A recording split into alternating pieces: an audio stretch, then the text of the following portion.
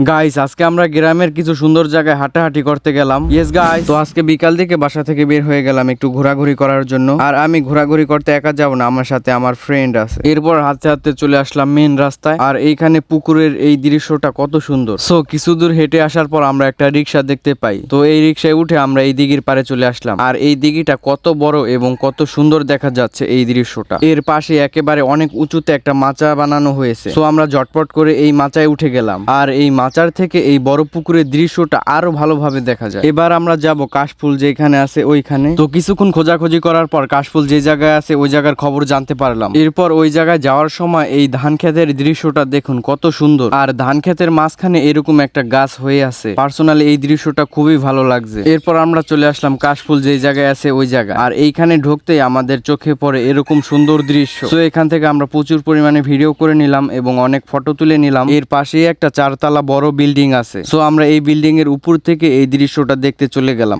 আর এই উপর থেকেও আশেপাশে দৃশ্যগুলো খুব ভালো দেখা যাচ্ছে। এরপর সন্ধ্যা হয়ে যাওয়ায় আমরা বাড়িতে চলে আসি। তো আজকের ভিডিও এই পর্যন্তই। আর হ্যাঁ, লাইক করার জন্য থ্যাংক ইউ।